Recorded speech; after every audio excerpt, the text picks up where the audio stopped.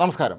1990-കളിൽ നരസിംഹറാവു സർക്കാരിൻ്റെ കാലത്ത് കൊണ്ടുവന്ന സാമ്പത്തിക ഉദാരവൽക്കരണത്തിൻ്റെ നല്ല ഫലങ്ങളിലൊന്നായിരുന്നു രാജ്യത്ത് വ്യാപകമായ തോതിൽ സ്വകാര്യ വിമാന കമ്പനികൾ സർവീസ് ആരംഭിച്ചത്. മലയാളിയായ തഖ്യുദ്ദീൻ വാഹിദിൻ്റെ നേതൃത്വത്തിൽ ആരംഭിച്ച ഈസ്റ്റ് വെസ്റ്റ് എയർലൈൻസ് ആയിരുന്നു ഇതിൻ്റെ തുടക്കത്തിൽ ഉണ്ടായിരുന്നത്. എന്നാൽ തഖ്യുദ്ദീൻ വാഹിദ് പിന്നീട് അധോലോകത്തിൻ്റെ വെടിയേറ്റ് കൊല്ലപ്പെട്ട സാഹചര്യത്തിൽ ഈ വിമാന കമ്പനി ക്രമേണ ഈ മേഖലയിൽ നിന്ന് അപ്രത്യക്ഷമാവുകയും പിന്നീട് നിരവധി വിമാന കമ്പനികൾ ആ മേഖലയിൽ സജീവമാവുകയും ചെയ്തിരുന്നു. പല വിമാന കമ്പനികളും ഇപ്പോൾ അപ്രത്യക്ഷമായിരിക്കുകയാണ്. എങ്കിലും ഇതിലെ ഏറ്റവും സജീവ സാന്നിധ്യമായി മാറിയ വിമാന കമ്പനിയായിരുന്നു ഇൻഡിഗോ എയർലൈൻസ്. എന്നാൽ ഇന്ന് ഇൻഡിഗോ വിമാന കമ്പനിയുടെ അവസ്ഥ അതിദയനീയമാണ് എന്ന് തന്നെ പറയേണ്ടി വരും. കാരണം കഴിഞ്ഞ ദിവസങ്ങളിലൊക്കെ തന്നെ ഇൻഡിഗോയിൽ യാത്ര ചെയ്യാൻ ബുക്ക് ചെയ്തിരുന്ന യാത്രക്കാർ ഇപ്പോൾ നട്ടം തിരിയുകയാണ്. എല്ലാ വിമാനത്താവളങ്ങളിലും എത്തുന്ന യാത്രക്കാരുടെ പ്രതിഷേധമാണ് എങ്ങും. രാജ്യത്ത് ഒരു ദിവസം മാത്രം 2100 സർവീസുകളാണ് ഇൻഡിഗോ നടത്തിക്കൊണ്ടിരിക്കുന്നത്. ഇവർക്ക് സ്വന്തമായി 416 വിമാനങ്ങളാണ് ഉള്ളത്. ഇതിൽ 336 ഇപ്പോഴും സർവീസ് നടത്തുന്നുണ്ട്. ഇന്ത്യയിൽ മാത്രമല്ല, ആഭ്യന്തര സർവീസ് മാത്രമല്ല, ഇന്ത്യക്ക് പുറത്തേക്കുമൊക്കെ തന്നെ ഇവർ വിമാന സർവീസ് നടത്തുന്നുണ്ട്. എന്ത് കാരണം കൊണ്ടാണ് ഇത്തരത്തിലുള്ളൊരു പെട്ടെന്നൊരവസ്ഥ ഈ സ്ഥാപനത്തെ ബാധിച്ചത് എന്ന് ചോദിച്ചാൽ ഈയിടെ കൊണ്ടുവന്ന പുതിയ നിയമങ്ങൾ തന്നെയാണ് ഇതിൻ്റെ അടിസ്ഥാന പ്രശ്നങ്ങളിലൊന്നായി മാറിയിരുന്നത്. ഈ പൈലറ്റുമാരുടെ ഡ്യൂട്ടി സംബന്ധിച്ച ചട്ടത്തിലെ വ്യവസ്ഥകളൊക്കെ തന്നെയാണ് ഒരു പരിധിവരെ ഇൻഡിഗോയ്ക്ക് വിനയായി മാറിയത്. കഴിഞ്ഞ വർഷം മാർച്ചിലാണ് ഈ വ്യവസ്ഥകൾ നിലവിൽ വന്നത്. എന്നാൽ പിന്നീട് നീണ്ടു പോവുകയും എന്നാൽ ഈ വർഷം അവസാനിക്കാറാവുമ്പോൾ ഇക്കാര്യത്തിൽ കർശനമായ നിലപാട് കേന്ദ്ര സർക്കാർ കൊണ്ടുവരികയും director general of civil aviation ഇക്കാര്യത്തിൽ വ്യവസ്ഥകൾ കർശനമാക്കുകയും ചെയ്തപ്പോൾ പൈലറ്റുമാരുടെ അഭാവം തന്നെയാണ് പ്രധാനമായും ഇൻഡിഗോ വിമാന കമ്പനിയെ ബാധിച്ചത്. കാരണം പൈലറ്റുമാരുടെ ജോലി സമയവുമായി ബന്ധപ്പെട്ട് ഒരുപാട് മാറ്റങ്ങൾ കൊണ്ടുവന്നിരുന്നു. അതായത് ഓരോ ആഴ്ചയിലും അവരുടെ വിശ്രമ സമയം 48 മണിക്കൂർ വിശ്രമം നൽകണമെന്നുണ്ടായിരുന്നു. രാത്രികാല ഡ്യൂട്ടിയുടെ സമയം നീട്ടണമെന്നുണ്ടായിരുന്നു. അതുപോലെ രാത്രികാല ലാൻഡിങ്ങുകളുടെ എണ്ണം 6 നിന്ന് 2 ആക്കണം എന്നൊക്കെ തന്നെയായിരുന്നു വ്യവസ്ഥ ചെയ്തിരുന്നത്. ഇതിൽ പ്രധാനമായി ഇൻഡിഗോ നേരിട്ടുന്ന വലിയൊരു പ്രതിസന്ധി ഇൻഡിഗോയുടെ ഭൂരിപക്ഷം സർവീസുകൾ നടത്തിയിരുന്നത് രാത്രികാലങ്ങളിലാണ് എന്നുള്ളതാണ്. ഇത് അവർക്ക് വലിയ തോതിലുള്ള ഒരു തിരിച്ചടിയായി മാറിയിരുന്നു. മാത്രമല്ല, ഇത്തരം നിയമങ്ങളൊക്കെ തന്നെ നമ്മുടെ രാജ്യത്ത് കൊണ്ടുവരുമ്പോൾ ഒരു പരിധി കഴിയുമ്പോൾ അവയൊക്കെ തന്നെ ക്രമേണ പിൻവലിക്കുന്നത് അല്ലെങ്കിൽ കൃത്യമായി നടപ്പിലാകാത്തൊരവസ്ഥ വരുന്ന ഒരു സ്ഥിതി ഇന്ത്യയിലുണ്ടായിരുന്നു.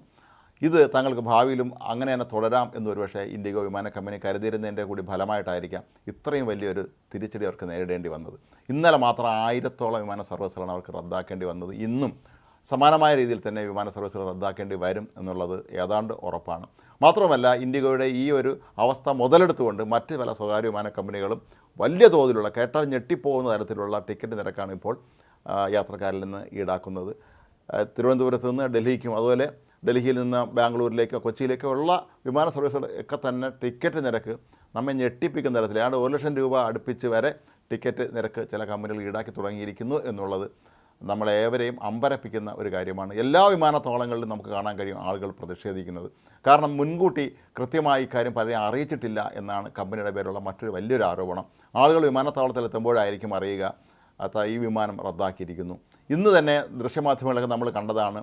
ഒരു യാത്രക്കാരിയെ സ്ത്രീ പറയുന്നു, താൻ ഇന്ന് അതിരാവിലെ യാത്ര ചെയ്യാനായി എത്തിയപ്പോൾ ഇൻഡിഗോ അധികൃതർ പറയുന്നത് വിമാനം റദ്ദാക്കിയിരിക്കുന്നു. മാത്രമല്ല, നാളെയുമില്ല, മറ്റന്നാൾ ഞങ്ങൾ നോക്കാം എന്നാണ് അവർ പറയുന്നത്.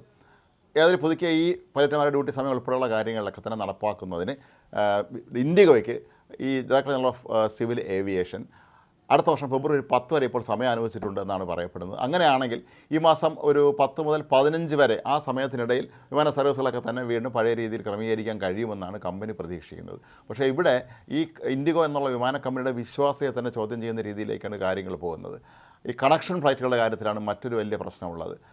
അന്തർദേശീയ യാത്രക്കായി പോകേണ്ട വ്യക്തികൾ മുംബൈയിലോ ഡൽഹിയിലോ ബാംഗ്ലൂരിലോ ഒക്കെ എത്തിയതിന് ശേഷമാണ് കേരളം പോലെ സംസ്ഥാനങ്ങളിൽ നിന്ന് എത്തേണ്ടത് എങ്കിൽ അവർ ശരിക്കും ഇപ്പോൾ വെട്ടിലായിരിക്കുകയാണ്. കാരണം ഈ സംസ്ഥാനത്ത് നിന്ന് അവിടെ എത്തി കണക്ഷൻ ഫ്ലൈറ്റ് പിടിച്ച് വിദേശ രാജ്യങ്ങളിലേക്ക് പോകേണ്ടുന്ന പലർക്കും അവിടെ ജോലിയുള്ളവരാണ്. ഇവർക്ക് ജോലിക്ക് അവധിക്ക് നാട്ടിലെത്തിയതിന് ശേഷം ജോലിയിൽ വീണ്ടും ജോയിൻ ചെയ്യേണ്ടവരാണ്. അപ്പോൾ ഇവരൊക്കെ തന്നെ വല്ലാത്ത വെട്ടിലായ ഒരു അവസ്ഥയിലേക്കാണ് ഇപ്പോൾ കാര്യങ്ങൾ കൊണ്ടുവന്നെത്തിയിരിക്കുന്നത്. കൂടാതെ director general of civil aviation ഇപ്പോൾ ഈ ഇൻഡിഗോയെ ബന്ധപ്പെട്ടുണ്ടായ സംഭവവികാസങ്ങളിൽ അന്വേഷണം പ്രഖ്യാപിച്ചിട്ടുണ്ട്. ഒരു 4-അംഗ സമിതിയാണ് നിയോഗിച്ചിട്ടുള്ളത്.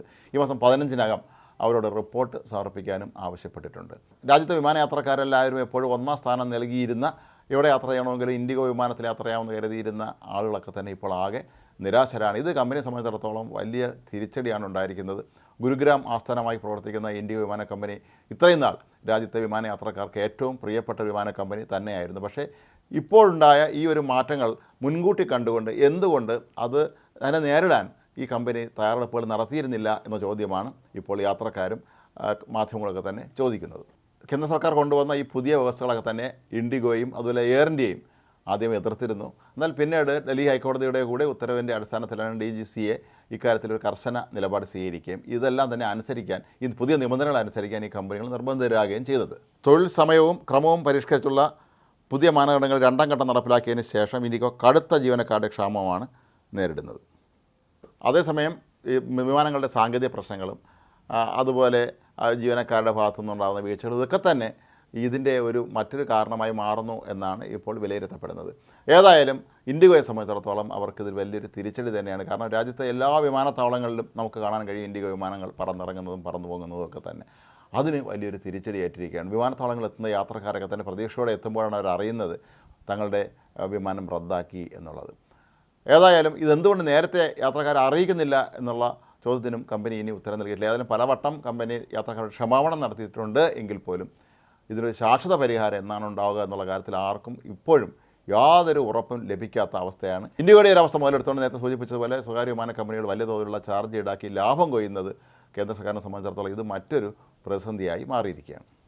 ഏതായാലും ഈ മാസം 8 മുതൽ സർവീസുകൾ വെട്ടിക്കുറയ്ക്കാൻ തന്നെയാണ് ഇൻഡിഗോ തീരുമാനിച്ചിട്ടുള്ളത്. ഒരുപക്ഷെ താൽക്കാലിക പരിഹാരം എന്നുള്ള നിലയിലായിരിക്കാം ഇത് ചെയ്തിട്ടുള്ളത്. എന്നാൽ നേരത്തെ ടിക്കറ്റ് ബുക്ക് ചെയ്ത യാത്രക്കാരെ എങ്ങനെ കൈകാര്യം ചെയ്യും എന്നുള്ള ചോദ്യമാണ് ഇവിടെ വരുന്നത്. കാരണം ഇപ്പോൾ ക്രിസ്മസും പുതുവർഷമൊക്കെ വരികയാണ്. ധാരാളം യാത്രക്കാർ നാട്ടിലേക്ക് വരുന്നത്, അതുപോലെ ഇവിടെ നിന്നും മറ്റ് രാജ്യങ്ങളിലേക്ക് ടൂറിസ്റ്റുകളായി പോവുകയൊക്കെ ചെയ്യുന്ന ഒരു കാലഘട്ടമാണ്. അപ്പോഴാണ് ഇത്തരത്തിലുള്ള വലിയൊരു ബുദ്ധിമുട്ട് യാത്രക്കാർക്ക് ഉണ്ടാക്കിക്കൊണ്ട് ഇൻഡിഗോ ശരിക്കും വെട്ടിലാക്കിയ ഒരു നടപടികളുമായി മുന്നോട്ട് പോകുന്നത്.